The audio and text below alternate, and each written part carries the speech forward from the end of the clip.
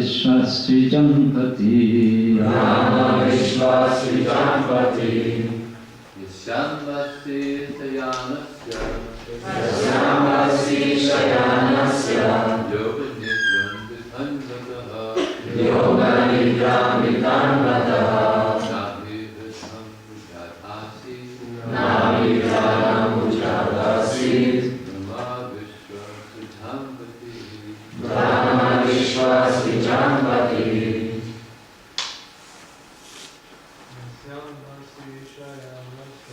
yasyāmbhasi śayānasya yoga-nidrāṁ vitanvataḥ nābhi-hradāmbujād āsīt Brahmā viśva-sṛjāṁ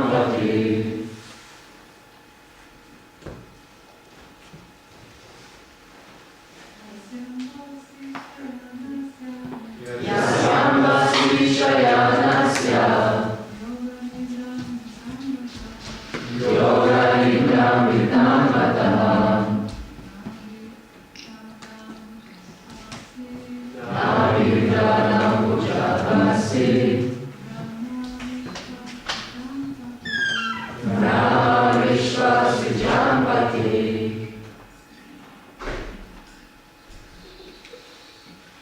yasyāmbhasi śayānasya yasyāmbhasi śayānasya yoga-nidrāṁ vitanvataḥ yoga-nidrāṁ vitanvataḥ nābhi-hradāmbujād nābhi-hradāmbujād Brahmā viśva-sṛjāṁ Brahmā viśva-sṛjāṁ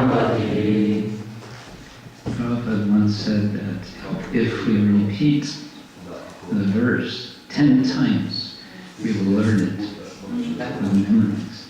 So that was 7 times so far, including I chanted 3 times. So we need 3 more.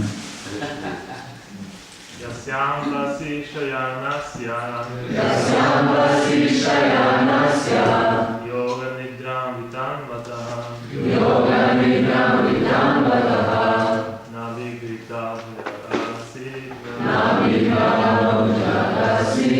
Brahmā viśva-sṛjāṁ Brahmā viśva-sṛjāṁ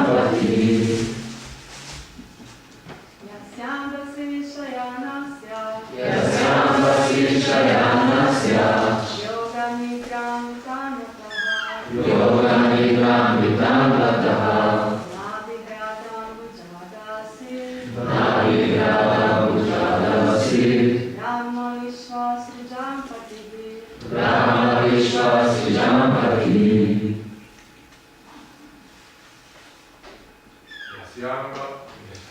yasyāmbhasi śayānasya yasyāmbhasi śayānasya yoga-nidrāṁ vitanvataḥ yoga-nidrāṁ vitanvataḥ nābhi-hradāmbujād nābhi-hradāmbujād Brahmā viśva-sṛjāṁ Brahmā viśva-sṛjāṁ So now, memorize.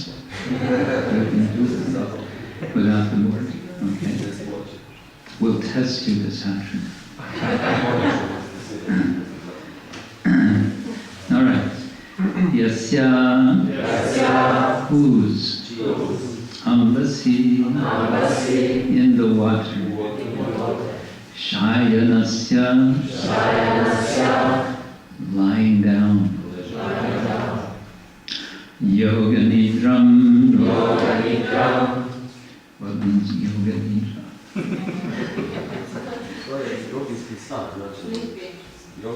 Sleeping. What kind of sleeping? Yeah. Okay. Conscious sleeping. Okay. Prabhupada's definition: sleeping in meditation. Sleeping in meditation. What are you doing, Prabhu? I'm sleeping in meditation. Vitanvataḥ, ministering. which means executing, making happen. It's a little too strong amplification, I think. Okay. Nābhi, navel, as in, we say in English also, belly button. Hrada, out of the lake. Ambujāt, from the lotus. Āsīd, was manifested. Brahmā, the grandfather of the living beings. Viśva, the universe. Sṛjām, the engineers. Patiḥ, master. Translation purport by His Divine Grace, A.C. Bhaktivedanta Swami, Srila Prabhupada ki Jai. Translation. A part of the puruṣa lies down within the water of the universe. From the navel lake of his body sprouts a lotus stem. And from the lotus flower atop this stem, Brahmā, the master of all engineers in the universe, becomes manifest. Purport. The first puruṣa is the Karana-dakashayi Vishnu.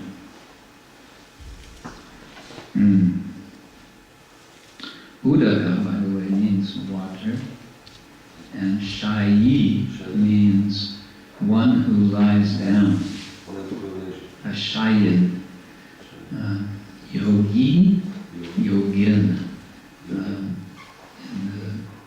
In the stem form, yogin, yogi, swamin, swami, shayyan, shayi. So a shayi is one who lies down. And udaka shayi is one who lies down in water. I think I'll go lie down in some water just now. No. Vishnu can do that. Karana udaka shayi is one who lies down in the Karana ocean, in the ocean of causes. Okay. From his skin holes, innumerable universes have sprung up. In each and every universe, the puruṣa enters as the garbhodaka-shayi Vishnu. So again, we have shayi, one who goes down, udaka, in water. Which water? Garbha udaka, the womb water. Garbha, womb. He is lying within the half of the universe, which is full with the water of his body.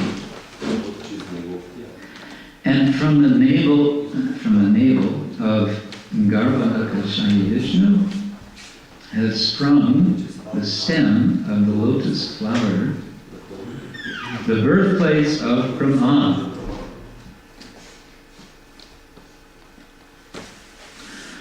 Who is the father of all living beings and the master of all the demigod engineers engaged in the perfect design and working of the universal order.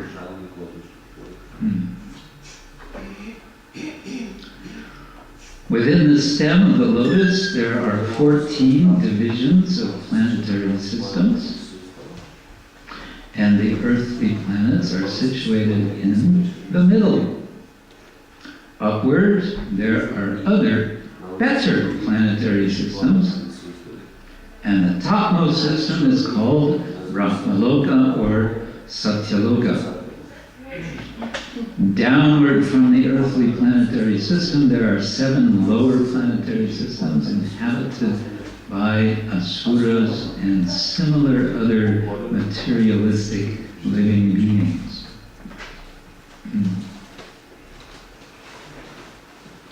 So we're getting a geography lesson. Cosmic, Puranic cosmic geography. Continues. From Garbhodaka-shayi Vishnu, there is expansion of the Kshirodaka-shayi Vishnu. So, Kshirodaka-shayi means the person who lies down, shayin, on the water, or in the water, of what? The heart. Kshira. What is, yeah, milk. The milk water recliner. That's a name of Vishnu. Milk water recliner. Okay, Kshirodaka-shayi Vishnu, who is the collective Paramatma of all living beings.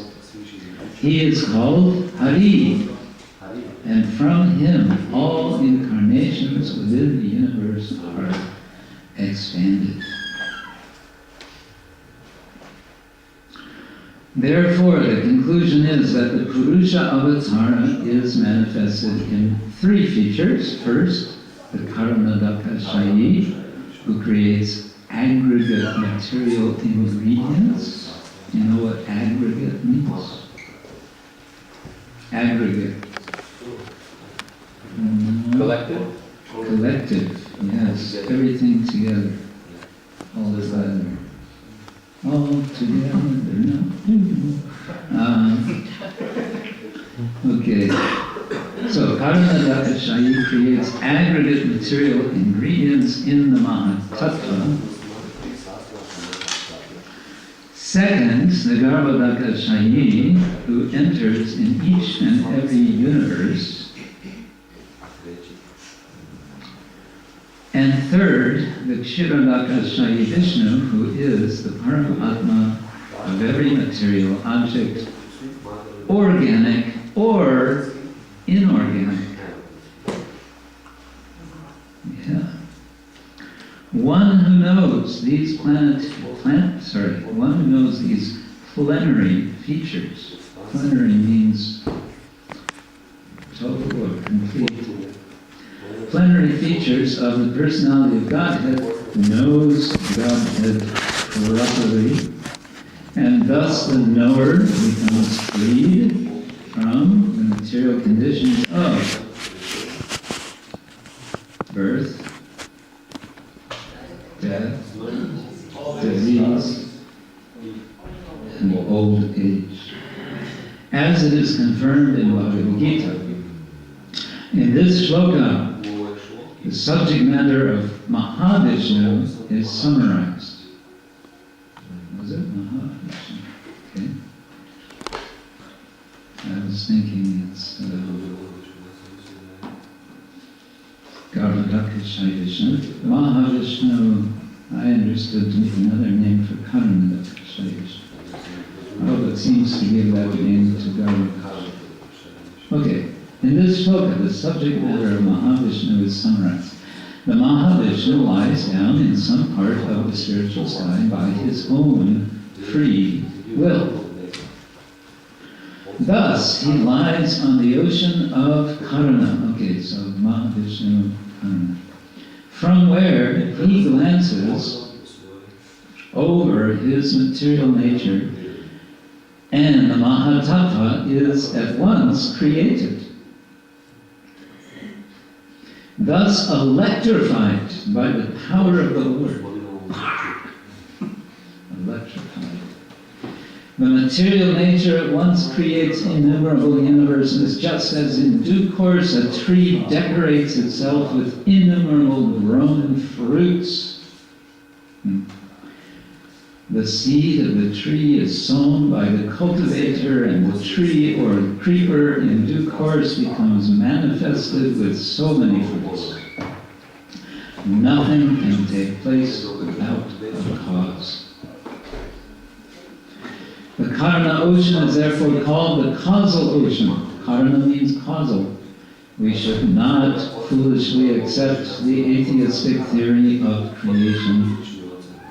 The description of the atheist is given in the Bhagavad Gita, and the atheist does not believe in the Creator, but he cannot give a good theory to explain the creation.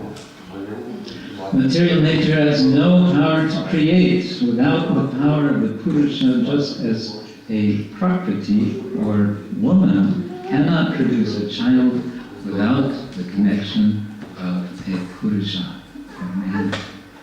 The puruṣa impregnates and the prakriti delivers. We should not expect milk from the fleshy bags on the neck of a goat.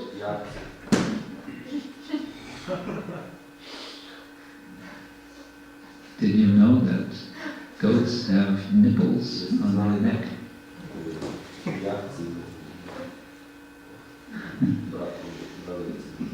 You won't get any milk from them. Similarly, we should not expect any creative power from the material ingredients. We must believe in the power of the puruṣa who impregnates prakriti or nature. Because the Lord wished to lie down in meditation, the material energy created innumerable universes at once. In each of them, the Lord lay down, and thus all the planets and the different paraphernalia were created at once by the will of the Lord. The Lord has unlimited potencies, and thus he can act as he likes by perfect planning, although personally he has nothing to do. No one is greater than or equal to him. That is the verdict of the Vedas. And so ends Prabhupada's purport in this verse. So we'll have a quiz about all this information this afternoon. All the different Vishnu forms, Karanadakashayi, Garbhadakashayi, and Kshirodakashayi Vishnu. Okay. Prabhupada once said that if one does not accept the inconceivable potency of the Lord, then one has not accepted the Lord. One has not accepted that there is a Lord, a Supreme Personality. Okay, this is beginning of chapter 3 of Canto 1, so we're very much in beginning chapters of the Bhagavatam. The previous chapter, the subject was devotional service, giving a kind of summary of the process and the results of devotional service, bhakti yoga, how one can, by practicing bhakti, become transcendental to material nature. By hearing, by chanting, by associating with devotees, and like that. So that was chapter 2, and now with chapter 3 comes the subject. So, all right, we're going to do some bhakti, we're going to do some devotion. Who for? Who are we doing it for? For whom? To whom are we offering our devotion? Who is that person who deserves our devotion? And so chapter 3 is going to give us a list of avatars of the Lord.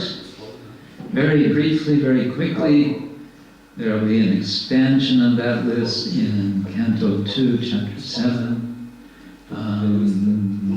And then you can say Cantos 3 through 9 are further expansions telling us about the details of not all, but many of the avatars listed. Prabhupada has given the title of this chapter as Krishna is the source of all incarnations to point out the verse comes toward the end of this chapter. Ete chansa kala punsa Krishnastu Bhagavan Swayam Indrari Yakalam Lokam Ridayanti Yuge Yuge. After so many avatars have been listed, then Ete cha amsa kala, all these amsas and kalas, these portions and portions of forms of the Lord. These are certainly avatars. Krishna tu Bhagavan Swayam. The word tu means however. Ali. And so, although there are so many avatars, one of them is Bhagavan Swayam, is Bhagavan himself, is the source of all the others. And so Prabhupada wants to point this out as the sort of main lesson of this chapter by giving this title of the chapter. Krishna is the source of all incarnations.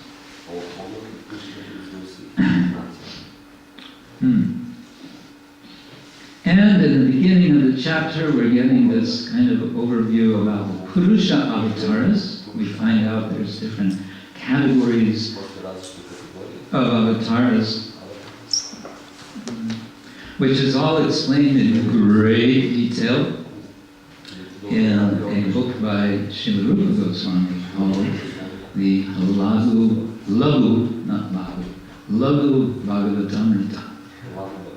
He goes quite systematically through the different forms. And yes, puruṣa, this is one of the categories. Puruṣa can mean person, can also mean male person.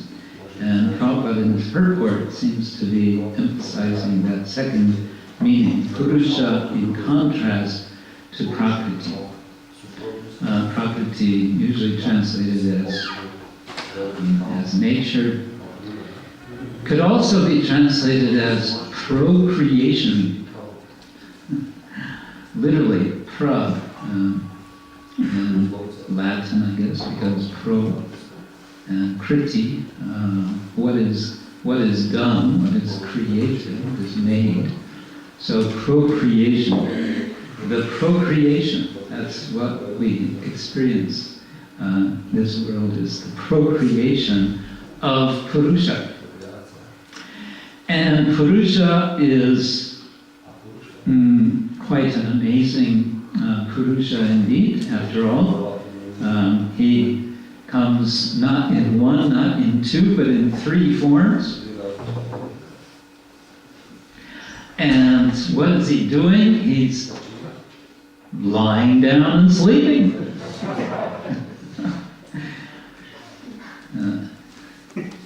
You've probably seen pictures of Atlas, the Greek god who is holding up the world, very muscular, he's straining, he's holding up the world. Or Sisyphus, you've heard of Sisyphus. What does Sisyphus do?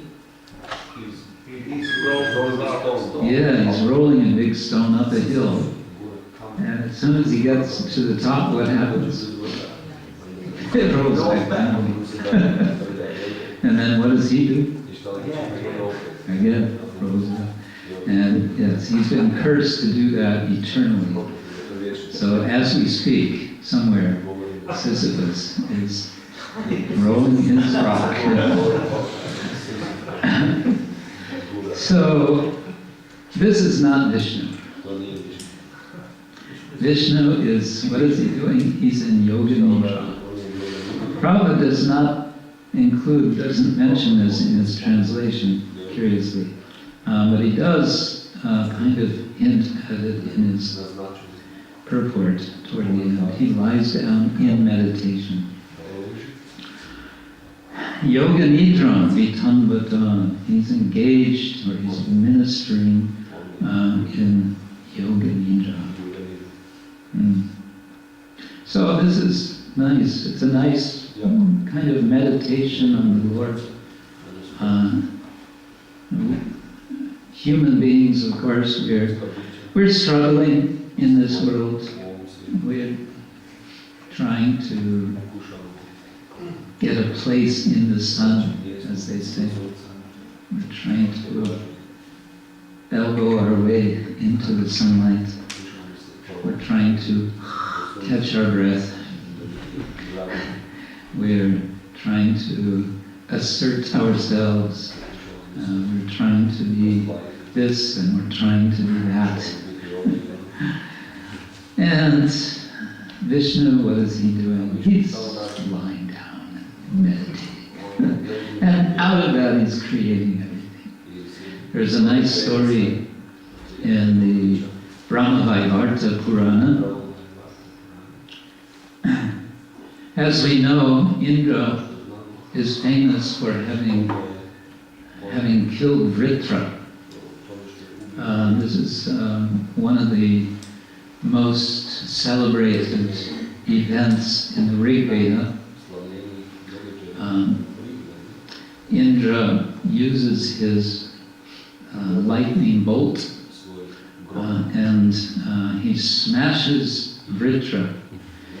Vritra, it's not mentioned in the Bhagavatam, but in the Rig Veda it's mentioned. What is the problem with Vritra?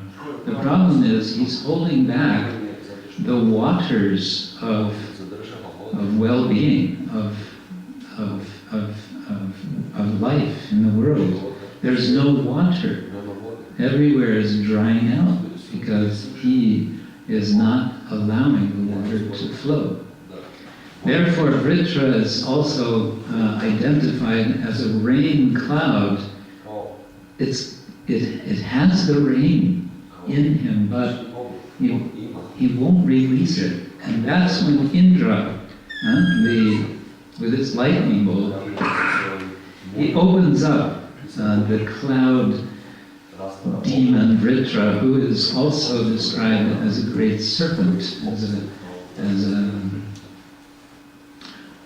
in China they have dragons, so Vritra is a dragon. So he smashes, and then again water comes, and everything's very nice. Now, prior to this, the demigods were also suffering because there was no water, and their residences were becoming completely dried up and crumbling. They were just, everything was so dry that they were crumbling. So Indra's palace, or his city, Amaravati, was like a crumbled, it looked like Aleppo in Syria.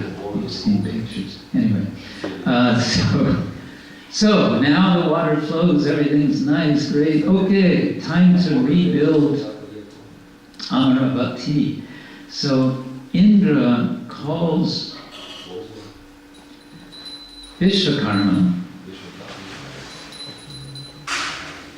the cosmic architect, builder.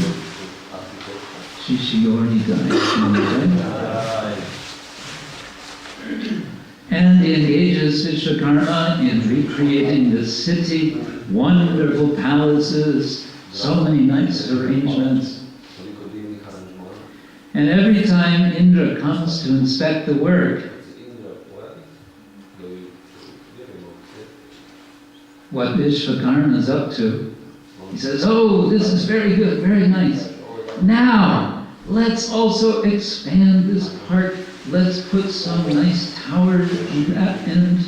Let's have a pleasure garden over here. Let's have another palace over there.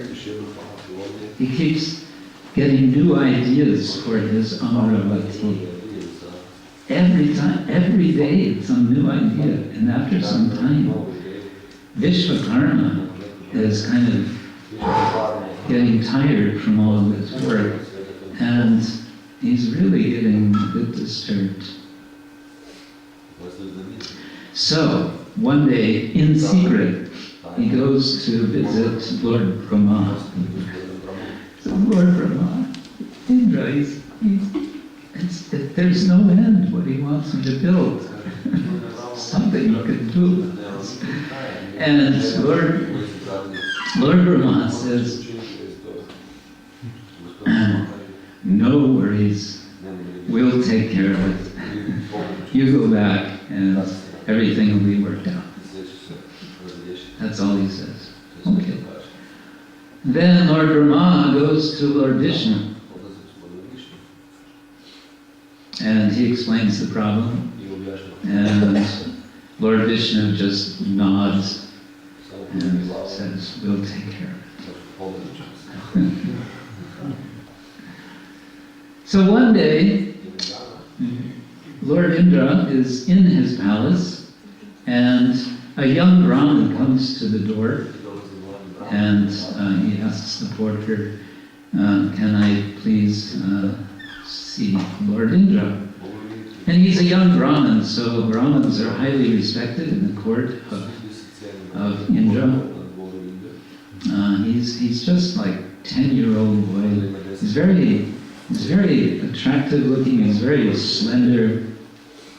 And he has a very deep voice. And Lord Indra rushes forward to greet him. He brings him in, he sits him down, he worships him, he bathes his feet and everything, and then he says, so, why have you come? What can I do for you? And then this Brahmin boy starts to speak. He just sort of muses about how there are so many universes and so many creators that have come and have gone. So many Indras, they have come and they have gone. And he's going on and on like this. And while he's speaking, in the court of Indra, there comes a huge line of ants, sort of marching across the room. And the line of ants is 4 meters wide. So it's thousands of ants. And the young Brahmin looks at this and he starts to laugh. And Indra says, Prabhu, please tell me, what is the joke? What are you laughing about? Please tell me. Oh no, I can't tell you, it is too deep. It is not for you. No, you must, please, you must tell me, what is it? He's really anxious. Please. So he's just throwing himself at the feet of this Brahmin boy, and the Brahmin boy says, all right, well, I just couldn't resist laughing because all these ants, what's the Croatian word? Gram?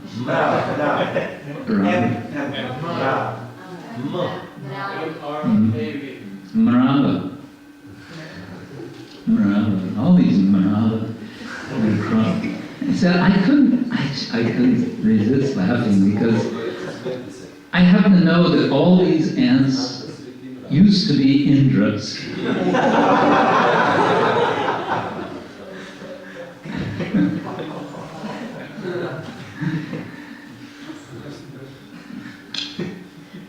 The story has a happy ending.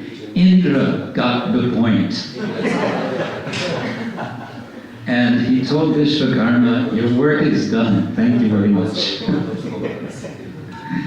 So all this creation, we as human beings, we become so preoccupied with all of our various activities that we think are so important. But actually, there's something else going on. There's a whole another dimension of which we as devotees are aspiring to be part of. That's the challenge for us as devotees, because we find ourselves, in one sense, straddling two worlds. You know the word straddle? To straddle is to have one foot here and one foot over there. So you're straddling this area in between. You're trying to be here, and you're also trying to be there. And it's a problem, because it's like having your foot on two different boats, and the two boats are going in two different directions.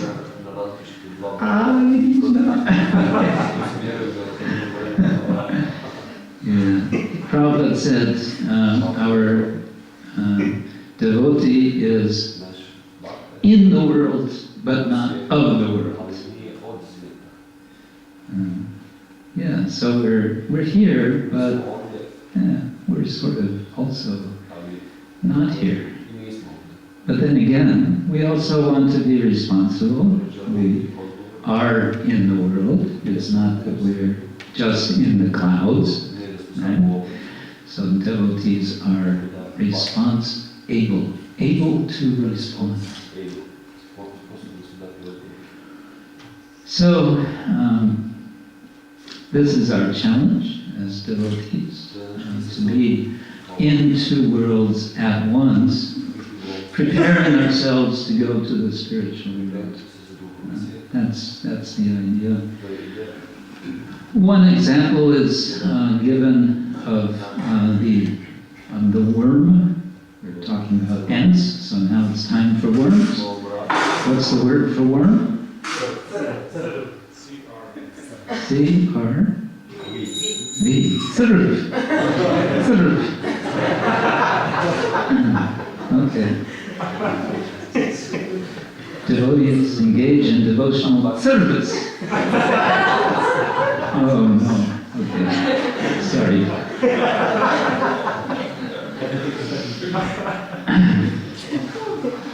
Anyway, the sṛjām is crawling on a leaf, and then it's transferring itself to another leaf with part of the body on one leaf and part on the other leaf, until it's enough on a second leaf that it can completely move on to this second leaf. Yeah, so Prabhupada emphasized so much that it's a gradual process, and this is part of the process, and it's an essential part of the process, that we hear about this higher dimension of life, because we want to identify with that. That's what we want to identify with. It's difficult to identify with, because it's a bit strange. I mean, God lying down in an ocean, and there's a lotus sprouting out of his navel. Come on. Tell that to the man on the street.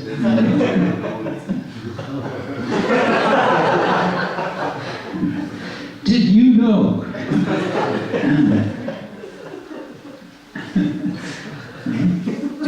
And on top of the lotus, there's the chief engineer of the universe, and inside the lotus stem there are 14 worlds.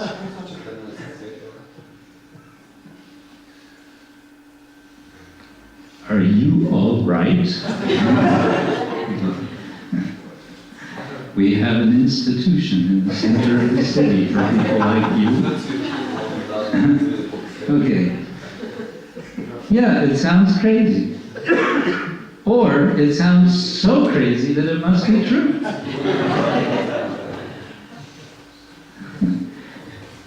So, as we hear, as we read Srimad-Bhagavatam, we want to have our minds, our hearts open to see how could this be true? How could this be as it is? Yeah. And we want to, of course, not linger in the material world. This verse is describing the material world. We want to go to the spiritual world, and there everything is so wonderful. Just one verse from another of the prayers of Narottam-das Thakur. He's addressing Radha and Krishna. This is song number 2 of his Prarthana. And he's praising the Lord in so many ways. He says, "You are well known throughout the 3 worlds. You're always merciful to the fallen and distressed souls. Having heard about your glories from saintly devotees, I happily surrender myself unto you." So having heard about you, your glories from surrendered devotees, I surrender myself to you. If you ignore me, I have no other place to go.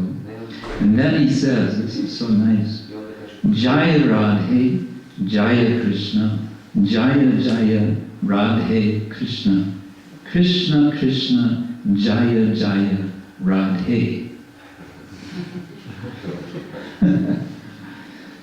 Nice, huh? Jaya Radhe, Jaya Krishna. Jaya Radhe, Jaya Krishna. Jaya Jaya Radhe Krishna. Jaya Jaya Radhe Krishna. Krishna Krishna Jaya Jaya Radhe. Krishna Krishna Jaya Jaya Radhe. Anjali Mastake Dali Narottama Bhume Hari Kohe Domhe Purao Manasadhe. Narottam Das has folded his hands and placed them on his forehead, and falling to the ground like a stick before both of you, he says, "Please fulfill my innermost heart's desire." So that's a nice prayer. We all have a heart, believe it or not. Yeah? Do we have a heart? Do you say in Croatian, have a heart? Do you say like that? Yes. Have a heart.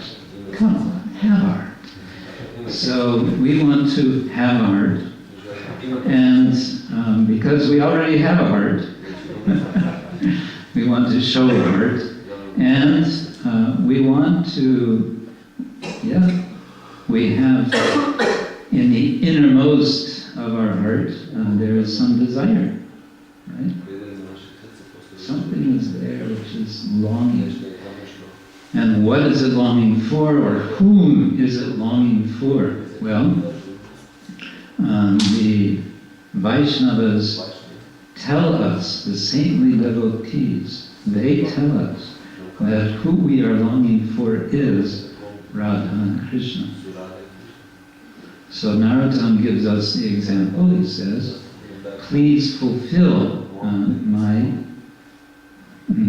innermost heart's desire." Purao, make full, make complete. We're all feeling, somehow we all feel a little bit incomplete, or maybe a lot incomplete. So Krishna, Radha Krishna, make us complete. Okay, I suppose we can sort of combine things to say something now about initiation, since immediately following this we will have an initiation rite, a rite of passage. Bhaktamile is going to become somebody else. we will see a transformation before our eyes.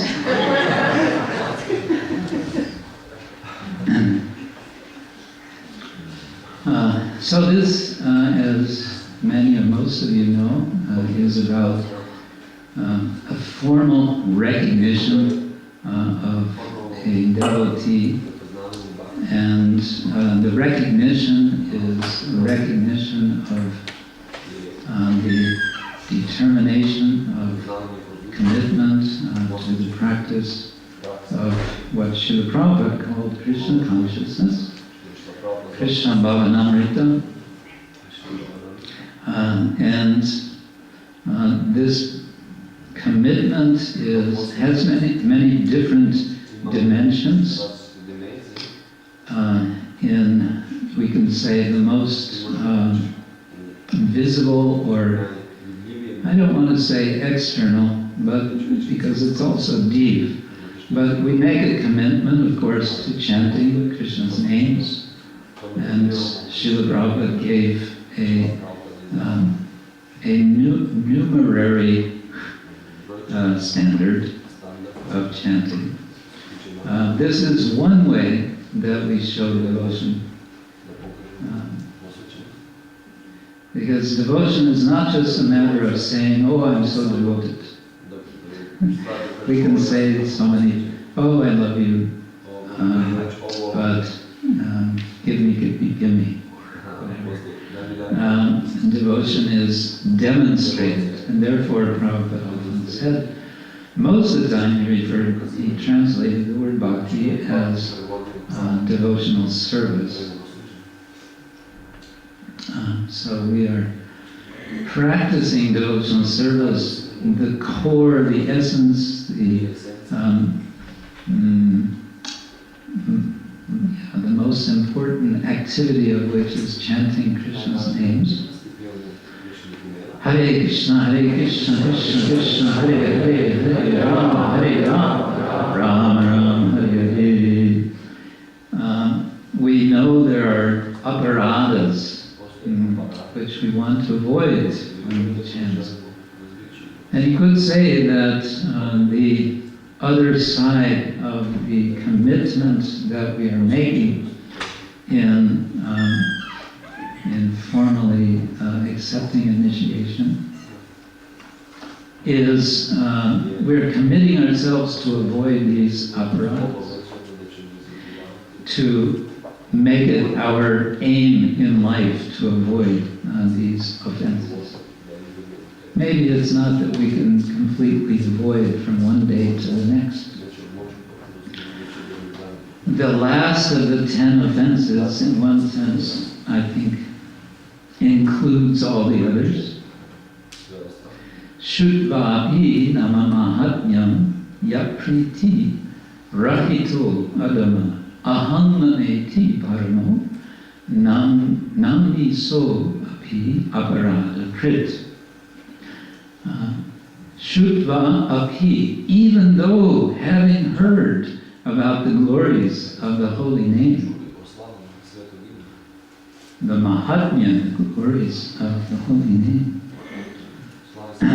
ya priti rahita adama, the person who does not develop affection, priti, who is without rahita, affection, that person is adama.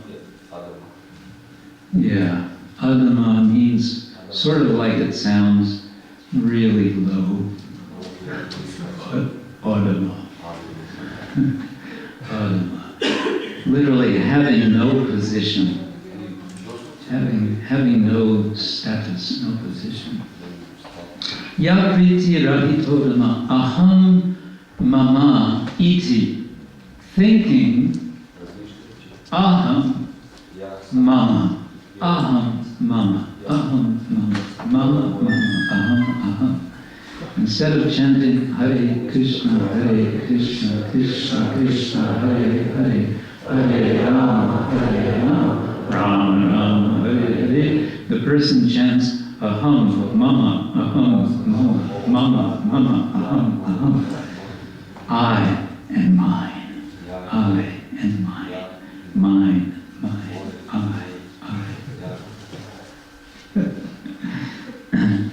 Ya, moya, moya, ya. Ahamameti parama, making this mentality supreme. Ahamameti parama.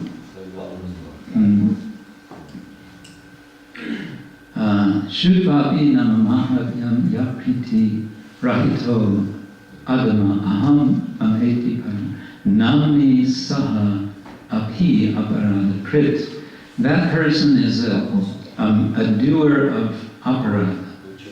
Now the word aparad we usually translate as offense. And the word offense has a very heavy moral connotation, right? To do an offense is evil, it's bad. You are bad. I have made an offense. I am bad. Or we detect someone else making an offense. That person is bad. But also the word aparada can mean mistake, error, mistake. When someone makes a mistake, we don't say they're bad, we say, oh, they made a mistake.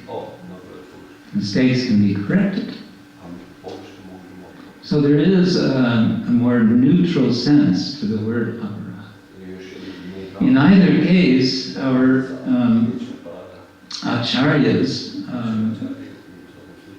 connect this word with the name Radha. It's what scholars would call folk etymology. Aparadha, away from Radha. So, in either case, we can say that to make aparada keeps us away from Radha. Because Radha is she who makes it possible. She is the via media through whom we may approach Krishna. Right, so we want to avoid the aparadas in chanting Hare Krishna. How to avoid? The key is we want to work on the sense of aham mama, that I am in the center. We want to put ourselves just a little bit to the side and make some space for Krishna. We're not throwing ourselves out the window. We're not rejecting ourselves. We're not rejecting our mind or our intelligence or our talents or anything. We're bringing all of this to serve Krishna. And that makes for empowerment in Krishna's service. That's what we all are looking for. That's the fulfillment of the heart's deepest desire. So, yes, on this day, this is a turning point in Bhaktamile's life. Actually, one of possibly many turning points. Uh-oh, he's thinking now, what does that mean? And so we'll be asking, or we are asking, for the blessings of all the Vaishnavas, for the acceptance of Mile into the society of devotees. What do you think?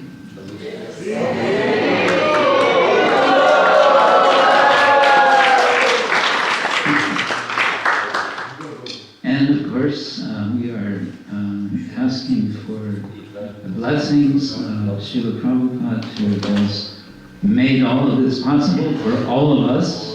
None of us would be sitting here without Srila Prabhupada's mercy.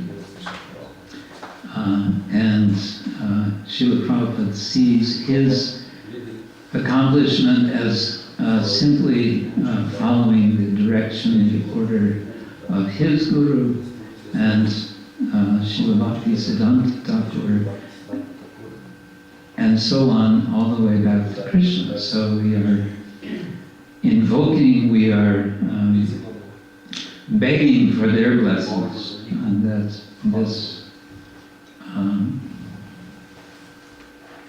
initiation will be accomplished. I was thinking about this some days ago.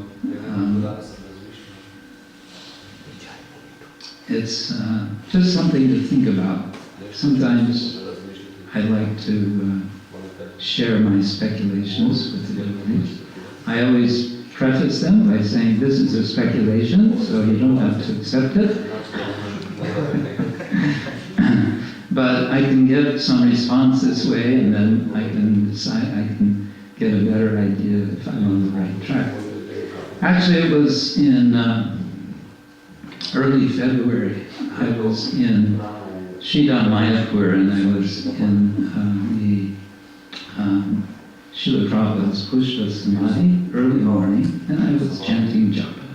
And I was sitting in front of Srila Prabhupada's murti there and just chanting japa. And then I suddenly had this quite strong thought. I don't want to say that Prabhupada gave me the thought. I mean, you know, I could say that. That would sound more dramatic and it might be more convincing. But I had this thought, and it was, anyway, it was, the circumstances I thought were favorable. And the thought was this, that when someone receives mantra, confirmed, when anyone of any gender, of any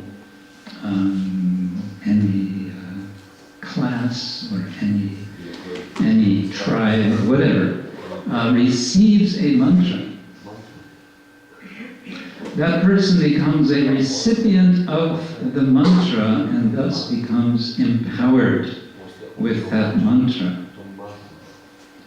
And that mantra, if the person is following the directions of Guru and Acharyas and Shastra in chanting the mantra, then that person becomes a carrier, a vehicle of the mantra. And as a carrier as a vehicle for the mantra, that person potentially, and there may be different considerations, but potentially that person becomes one who can give that mantra to others. That is the essence of what is called diksha in Sanskrit. Interesting thought, isn't it? Something to think about. Okay, I'll leave it at that. I'll let you think about that. But it suggests, for our immediate circumstance, that receiving mantra is actually a big responsibility. Of course, in another sense, we can say, and this is quoting Prabhupada, so not speculation, with regard to the Maha Mantra, he said, anyone who is chanting the Maha Mantra has received the mercy of Sri Chaitanya Mahaprabhu. So whether already formally initiated or not, if somebody is chanting regularly Hare Krishna, then Lord Chaitanya is giving blessings, has given them mercy. That's pretty, as we say in American slang, that's pretty far out. Hare Krishna. Okay, so should we have questions? Maybe not. Maybe we should proceed to our procedure. Yeah? Yeah. afterwards we'll proceed to our procedure. I will say at this point, thank you, and Grantaraj Srimad-Bhagavatam ki, Shri Prabhupada ki, Lord Premanande. His Holy Krishna Kshetra Swami Maharaj ki.